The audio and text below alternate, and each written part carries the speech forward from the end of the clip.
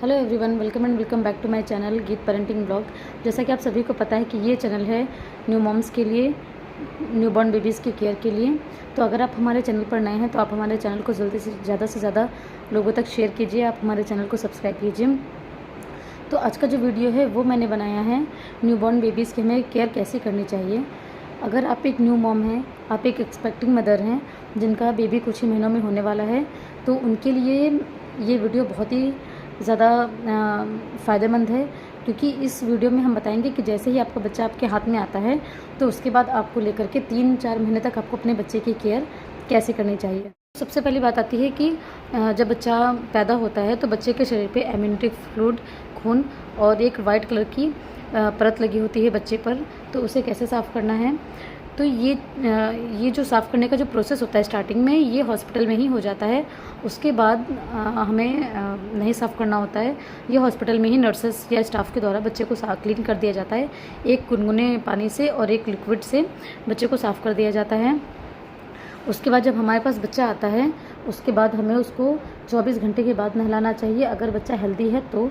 अगर बच्चा प्रीमेच्योर है तो उसे डॉक्टर की सलाह के अनुसार ही उसे नहलाना या साफ़ करना चाहिए। अदरवाइज़ आप बच्चे को 24 घंटे के बाद नहला सकते हैं, या 2 से 3 दिन के बाद भी आप बच्चे को नहला सकते हैं। अगर मौसम ठंडा है तो 2 या 3 दिन के बाद आप डॉक्टर की सलाह से बच्चे को नहला सकते हैं। नहलाते समय हमें ध्यान ये रखना चाहिए कि बच्चे को बहुत ज़्यादा साबुन नहीं लगाना है, बहुत ज़्यादा बच्चे को डेली नहीं नहलाना है।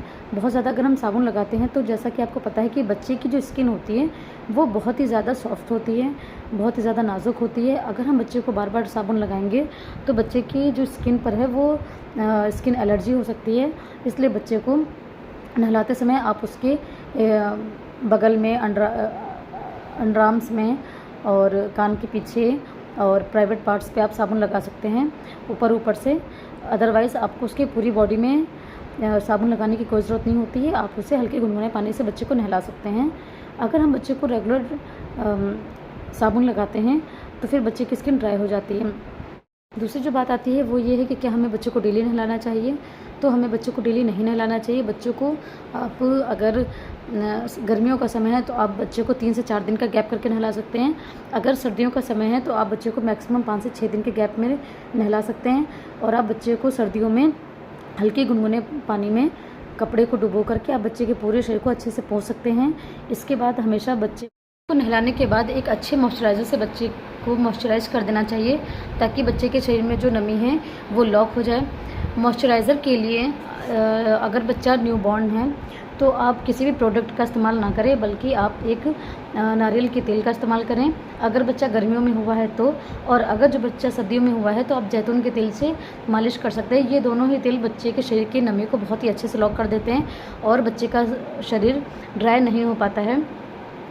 अगली जो बात आती है कि आपको बच्चे की प्रॉपर देखभाल में आपको बच्चे के सिर पे जो पीली पपड़ी जमती है, जिसे क्रैडल कैप कहते हैं, आपको उसका पूरा ध्यान रखना चाहिए।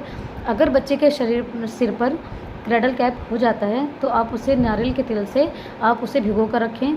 आप बार बार उस पर नारियल का तेल अप्लाई करते रहें, हर 2 घंटे पे नारियल का तेल अप्लाई करते रहें, जिससे वो जो पपड़ी है वो नरम होकर के धीरे धीरे अपना रिमूव होती जाएगी। आप जब भी बच्चे का सिर धोएंगे वो धीरे धीरे निकलती जाएगी। अगली जो बात आती है वो ये है कि बच्चे की नाभि का हमें बहुत ही अच्छे से ध्यान रखना है। जब तक बच्चे की नाभि से नाभिनाल जुड़ा हुआ है तब तक बच्चे के पेट की मसाज हमें नहीं करनी चाहिए। और अगर जो आप कर भी रहे हैं तो नाभिनाल का पूरा ध्यान रखें कि उस पर बिल्कुल भी रगड़ ना लगनी पाए। बच्चे को ऐसे कपड़े पहनाएं कि जिससे बच्चे की नाभिनाल पर बिल्कुल भी प्रेशर ना पड़े, वो उसे बिल्कुल भी रगड़े नहीं। और बच्चे को नहलाते समय ये ध्यान रखना चाहिए कि बच्चे की जो नाभि है वो बिल्कुल भी गीली नहीं होनी चाहिए, वो ड्राई ही रहनी चाहिए। अक्सर करके नाभिनाल 6 से 7 दिन में नाभिनाल सूख करके अपने आप गिर जाती है। और अगर नाभिनाल पक जाती है, कई बार ऐसा देखा गया है कि नाभिनाल गिरने के बाद भी पक जाती है। मेरे दोनों ही बच्चों में नाभिनाल गिरने के बाद नाभिनाल पक गई थी, नाभि में पक गई थी, पस आ गया था। तो एक अच्छे डॉक्टर से आप उसका ट्रीटमेंट लीजिए। अगली जो बात आती है कि बच्चे को पाउडर का यूज़ करना चाहिए बच्चे को पाउडर का इस्तेमाल बिल्कुल भी नहीं करना चाहिए, क्योंकि बच्चा न्यूबॉर्न होता है। अगर हम उसे पाउडर का इस्तेमाल करेंगे तो बच्चे की जो स्किन है वो और ज़्यादा ड्राई हो जाएगी, और ऐसे में जब बच्चे की स्किन को हमें मॉइस्चराइज़ करने की ज़रूरत पड़ती है, अगर ऐसे में हम उसे पाउडर लगा देंगे तो बच्चे की स्किन और भी ज़्यादा ड्राई हो जाएगी। अगली जो बात आती है वो ये है कि डायपर। आजकल के समय में अक्सर जो मदर्स होती हैं वो बच्चे को डायपर पहनाना ही प्रेफर करती हैं, क्योंकि बच्चे को गीलापन इससे नहीं होगा और बार बार कपड़े नहीं बदलने पड़ेंगे, नैपी नहीं बदलनी पड़ेगी। तो अगर आप बच्चे के लिए डायपर इस्तेमाल कर रहे हैं तो आप इस चीज़ का ध्यान रखें कि डायपर जैसे ही गीला हो आप डायपर को चेंज कर दें।